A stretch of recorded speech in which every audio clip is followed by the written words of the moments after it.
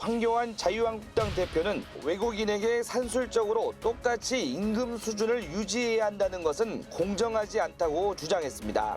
지난 20일 황교안 자유한국당 대표는 대학생들에게 자신의 아들은 스펙이 없음에도 대기업에 합격했다고 말했습니다. 이에 부정 채용 의혹이 불거지는 등 논란이 커지자 해명에 나섰습니다. 취임 100일을 넘기면서부터 황교안 당대표의 위기설이 대두되고 있습니다. 나오시기 전에 말씀을 많이 나누셨잖아요. 아까 말씀하신 것처럼. 네. 가장 큰 위기가 뭐라고 생각하십니까? 이제 아까도 그런 말씀하셨는데 과연 이분이 이제 집도키를 얼마나 잘 잡고 있느냐. 이제 그게 다 사실은 관전 포인트가 그거였어요. 저분이 이제 얼마나 잘 하고 있느냐. 뭐 이제 예를 들면 제가 또 하는 얘기가 이제 두 분은 좀 생각이 다를런지 모르지만 제가 이제 당에서 계속 그런 얘기를 했거든요. 5.18 세월호 망언한다 그래가지고 막 대표가 화가 나가지고 뭐 그 사람들을 제재한다 뭐 한다 막 그런 말씀을 하셨어요. 우리 식구를 보호해라. 이미 전쟁이 시작됐는데 아니 그분들이 5.18 유공자 명단 밝혀라. 그리고 그 사람들이 뭐 때문에 5.18 유공자가 됐냐. 그렇게 얘기한 걸 가지고 아니 그럼 그런 자리를 만들기 위해서 뭐 자리를 뭐 이름을 빌려줬다든지 그런 걸 가지고 그 사람들을 징계한다 그러면 그 사람들은 나중에 어떻게 선거하라는 얘기냐. 그러니까 지금 대표는 우리 당 식구들을 보호하는 일에 일단 최선을 다해야 된다. 뭐 그런 얘기. 이제 원론적인 얘기도 제가 그런 말씀도 드렸고 사실은 황 대표에 대해서 제가 이제 가장 좀 가슴 아프게 생각하고 좀 답답하게 생각하는 것은 아니 밖에 나가서는 뭐 외연을 확장해야 되니까 뭐 이렇게 저렇게 뭐 할 수 있습니다만 우리 최소한도 집도키들한테는 내가 정말 보수의 근간을 이해하고 보수의 근간을 프로텍트 하려고 하는 사람이구나. 그런 생각을 이 사람들이 들게 만들어야 되는 당원들이. 왜 저라는 사람이 뛰쳐나왔을까? 왜냐하면 결국은 저 바깥에 있는 사람들 같이 손잡고 가긴 가야 되는데 이 사람하고 갈 수 있는 간극이 점점 더 멀어지는 거예요. 그럼 누군가 가서 이 사람 붙잡고 가야 되잖아요. 나중에 지금 우리 21대 총선도 무지하게 중요합니다. 저희 국회의원 선거에 있어서는. 그런데 이렇게 하면 대통령 선거 무조건 져요. 어떻게 이깁니까?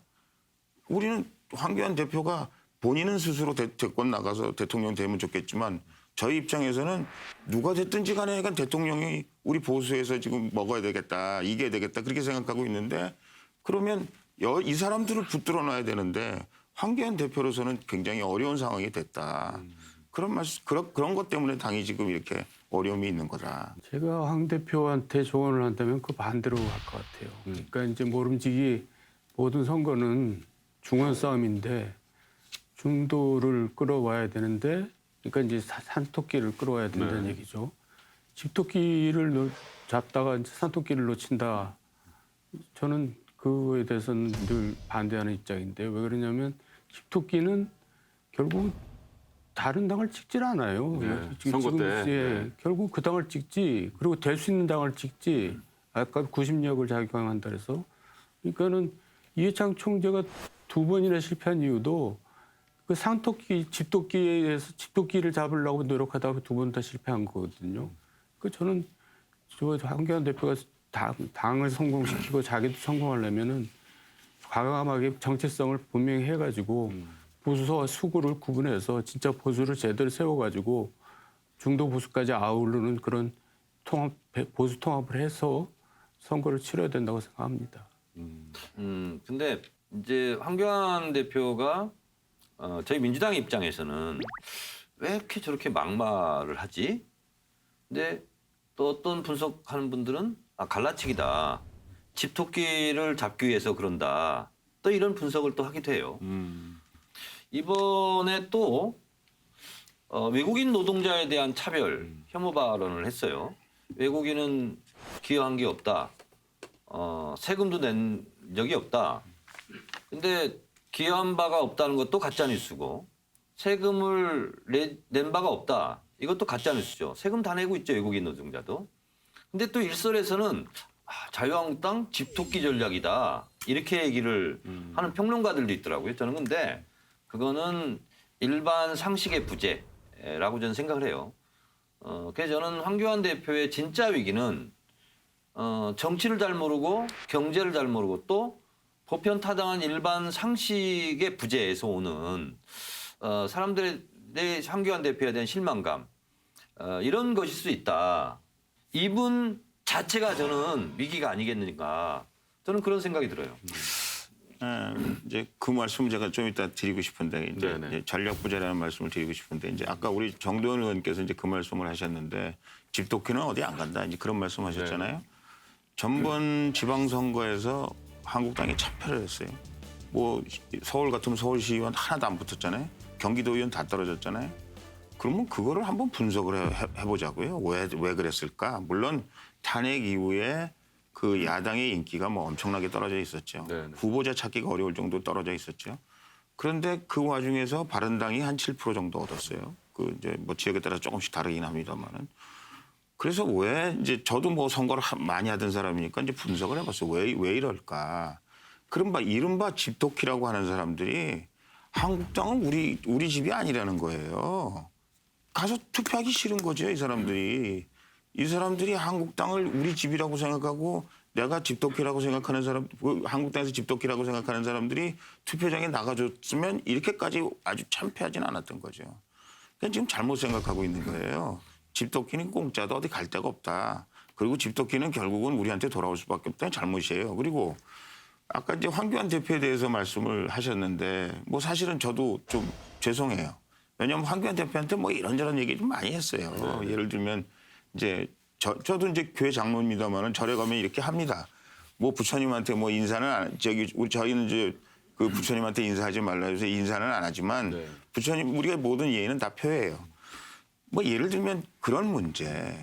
그리고 저는 그 이제 당내 당원들이 그런 얘기를 많이 해요. 5.18을 가신 것까지 좋다 이거야. 그럼 총리 때는 가서 님의 무슨 노래인가요? 뭐 니물리는 행진곡 안 부르셨어요. 꿋꿋하게. 이번에 가서는 또 열심히 부르셨어요. 그럼 최소한도 그것을 내가 왜 부르느냐. 내가 이걸 왜냐면 모든 사람들이 그거에 대해서 관심을 가지고 있거든요. 가기 전서부터 사람들이 이거를 부를 것이냐 안 부를 것이냐 어떻게 할 것이냐 관심이 있었거든요. 그러면 내가 이걸 부를 거면 부를 이유를 사람들한테 납득할 만한 안 부를 거면 안 부를 이유를 이건 사람들이 저 사람은 이거 왔다리 갔다리 하는가 전략이 부재한가 이런 생각을 할 수밖에 없는 그런 상황이 됐잖아요. 또 전번 금요일 날은 거기 가가지고 아들 얘기를 하셨더라고요. 우리 아들이 뭐 스펙이 없는데 무슨 5군 당 바로 젊은 애들이 그 댓글 올리잖아요. 예? 아버지가 스펙 아니냐. 그리고 우리 대한민국이 말하는 스카이 대학의 법대를 나온 사람이 그게 스펙이 없다 그러는 게 말이 되느냐. 뭐 고시준비생이다. 뭐 어쩌다 뭐 이런 얘기가 금방 나오잖아요. 그러니까 이분이 도대체 어디다 어떻게 얘기를 해서 어떤 사람들의 마음을 이끌어내야 되는지에 관해서 이 관료만 하셔서 이게 맨날 레드카펫만 깔고 앉으셔서 그런지 모르지만 그런 데 대해서 참 굉장히 아주 저희도 죽겠어요. 미치겠어요, 사실은. 잘하셨으면 정말 좋겠는데. 근데 아들이 뭐 토익 800점도 안 되고 뭐도 안 되는데 대기업에 취직했다고 그래요. 5군데. 5군데. 근데 그거 뭐 혹시 특혜 뭐 이런 거 아니었을까요? 아니 그러니까 그런 말하자면 국민들의 의혹을 살 만한 얘기들을 그냥 그분이 그냥 막 하신단 말이에요. 특혜를 했으면 이 정부에서 가만 놔뒀겠어요. 그런 애도 지금 눈이 시뻘게 해가지고 뭘 찾으려고 지금. 근데 그 지금 물어보시는데 댓글에는 젊은 사람들이 그런 얘기를 많이 해요. 이거 뭐 뭔 특혜냐. 근데 사실은 그 무슨 그 국무총리 시절도 아니고 장관 시절도 아니고 그냥 변호사 시절이었기 때문에 그런데 아버지가 특혜다. 뭔지 그런 얘기들을 사람들이 하는 거죠. 공감 능력이 떨어지는 발언을 자꾸 하는 거죠. 저는 황교안 대표가 등장할 때 반대했던 사람입니다. 그러니까 이제 국정농단과 탄핵 사태에 1차적인 책임이 있는 거죠. 국무총리를 했으니까. 그런 사람이 대국민 사과를 하고 성찰을 하지 못할 망정 지도자가 되겠다고 나서는 건 안 맞다. 그리고 될 수도 없다라고 얘기를 했는데 사실 제 예상하고는 많이 벗어났어요. 빠른 시간 내에 당을 안정시키고 자리를 잡았죠. 근데 그러다 보니까 오바를 하기 시작한 거예요. 너무나 이제 장애투쟁에 좀 성과가 있다 보니까 너무 이제 많이 나가는 거죠. 그러다 보니까 준비가 부족한 거예요. 그러니까 너무 말을 많이 하게 되고 그러다 보니까 저 허점이 드러나죠. 그래서 이거는 순전히 그 일정이 너무 과다해가지고 그 자기 그 소화하지 못한 일정까지 그냥 소화하느라고 나온 그 실수지 그 사람이 무슨 선거 전략상으로 그렇게 발언했다고 생각하지는 않고요. 그러니까 저는 뭘 몰라서 발언했지 네. 뭐 이렇게 막 고도로 뭐 이렇게 전략 전술에서 나온 것 같지는 않아요. 하여튼 엄청나게 지금 헛발질 많이 하고 계시더라고.